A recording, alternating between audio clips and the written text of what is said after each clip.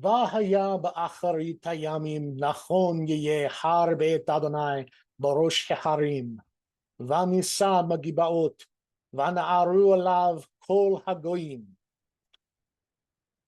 Okay, today our verse is Isaiah chapter 2, verse 2. And it says, "And it shall come to pass in the last days shall be established the mountain of the Lord's house in the head of the mountains, and it shall be lifted up more than the hills, and shall flow onto it all the nations." So let's take this one apart. Vahaya. This is our to be verb here. It is here as a vav consecutive. It is a perfect third masculine singular. And this is a particular narrative particle that we use to show that something is happening in the future. So a common way that this is translated is to translate it as, "and it came to pass." That's a fine translation. It means something like, it shall be. And then when is it going to be? It's going to be ba'acharit hayamim. So acharit here is the afterward part, the later part. Ba'acharit hayamim.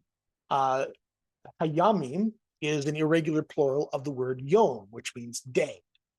So in the latter days would be an appropriate translation. Note that the definite article here, the, flows backwards through a construct chain, so it also makes this word definite. So this is in the latter days. Then we have this word here, nachon. Nachon in modern Hebrew means to be true. And it doesn't really quite carry that same meaning in biblical. It means more of to be firm, to be established, to be solid, immovable. This is the halot here that I'm scrolling through, the Hebrew and Aramaic lexicon of the Old Testament. And yeah, to be fixed in place, to establish solidly, to make ready. Let's see here. As we scroll down to where our reference is in this, or maybe I passed it, I must have passed it. The idea is, there it is, to prepare, to maintain, to make firm or steady. And so, yeah, it is frequently used to refer to the temple. And yeah, the idea here is that it's going to be established, it's going to be firm, it's going to be immovable. All of which can apply to the word true, I suppose, but in biblical Hebrew, it really didn't have that meaning. It was more this idea of being firm or established. Then we have here our to be verb again, third masculine singular, this time in the imperfect, yeh, he shall be, har beit Adonai, the mountain of the Lord's house. So the mountain of the Lord's house is the subject here. This is our verb. This is typical word order here. The mountain of the Lord's house shall be. And then we have the word established here that is way at the beginning. Note this little footnote A here. This is because we are reading from Biblia Hebraica Stuttgartensia. And the BHS is a scholarly version of the Leningrad Codex.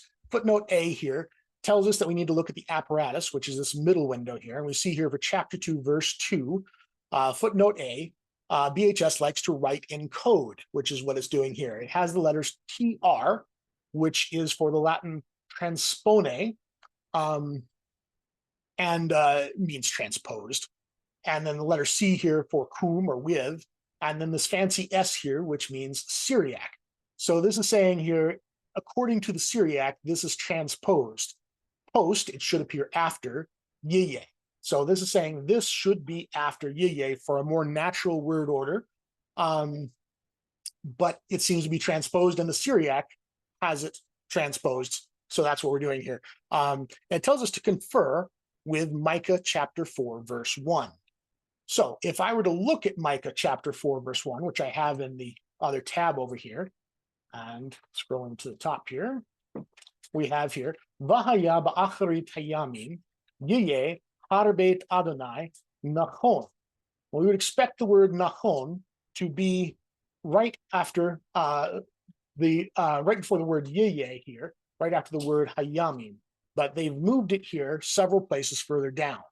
This is more natural for the Hebrew, and the question is, which one is right? Well, in general, when you have the Hebrew Bible quoting itself, the quote is never exact. There's always some minor differences. And in this case, this word got moved to a later place in the verse. So going back to this one here, in Isaiah, we have Mechon Yeh Harbeit Adonai, with that reversal. And we have here Barosh Heharim, in the head of the mountains. So you have to remember that Jerusalem symbolically was the highest place on earth. It was the most spiritually elevated place. And this is talking about that it is the head or top of the mountains, and that the mountain of the Lord's house was the highest point in Jerusalem, the temple itself being built up on a hill, a har. Now, har we translate as mountain, but it doesn't mean mountain like we think of in the American West with the Rockies. They didn't have those kind of mountains there. This was a big hill. But this was the Har Beit Adonai, the mountain of the Lord's house, that would be in the Rosh Harim, the head of the mountains, and that's where the house of the Lord would be.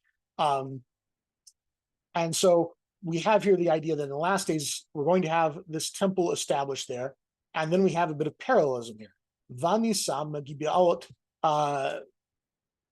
and it shall be lifted up from the hills. This preposition mem here, which means from, also can be a comparative.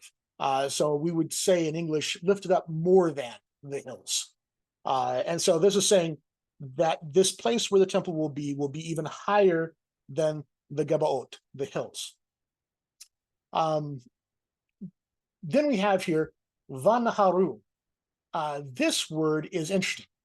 As a noun, Nahar is very common. It means river, but it's used here as a verb. Naharu. They shall do river things. This only shows up as a verb in 3 places. One is here in Isaiah 2, chapter 2, verse 2. The other one is in Micah, which is quoting this one. And the other place is in Jeremiah 51:44, which honestly is referencing this verse. So it may just be that Isaiah decided on his own to make this a verb, even though it's normally a noun. Although I will note that Arabic does have it as a verb as well. But we don't see anyone else ever using this word as a verb. This seems to be an Isaiah thing, and Isaiah does that. So if we take the word river and turn it into a verb, what does it mean? It probably means to flow like a river. So they will flow like a river, elav, to him.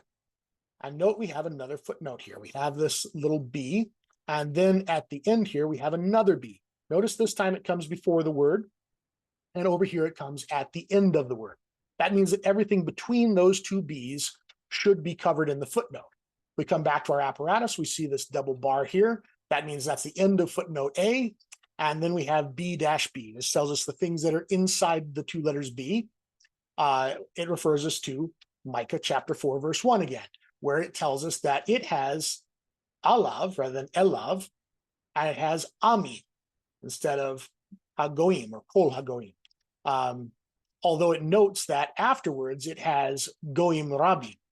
So if we look at what's happening next in verse 3, the next clause here is vahalchu amim rabim, and many people shall go. Now, if we switch back over to Micah and see what it has, we have here Barosh Harim, Vanisahu, Magibaot, Vanaharu, Alav, Amin. So they have here, and they shall flow onto it, or shall flow up to it, peoples. There's no word all, it's just peoples. And then its next word here, it has Vahalchu Goim Rabim. So it has swapped the words Amim and Goim here, and it has dropped out the word Kol. So doesn't make a lot of interpretive difference, but it is interesting they have swapped out those words in their order here between Amim and Goim, and that's the way that it is presented in Micah.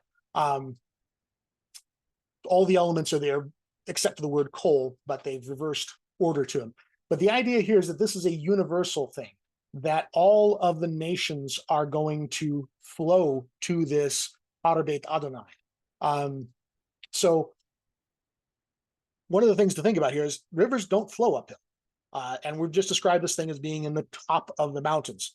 And so this is a little bit of an interesting imagery here that we're talking about, that the rivers will flow to it. But they're going to be flowing up to it, which is one of the things that Micah brings out here. Rather than just flowing to it, it kind of changes it more to up to it. And I also want to point out this word here, hagoyim. In later Hebrew, this came to mean Gentiles. In some translations, you'll still see translating this word as Gentiles. It did not really have that meaning in the biblical period. It just means nations. Israel itself is referred to as a goy. And so when we talk about, Israel being a holy nation and that sort of thing, this is the word it uses. So this is saying that all the nations, not just Israel, but all the nations of the world will flow to this highest point where you have Har Beit Adonai. And so that's our verse today. Hope you enjoyed this. Thank you very much.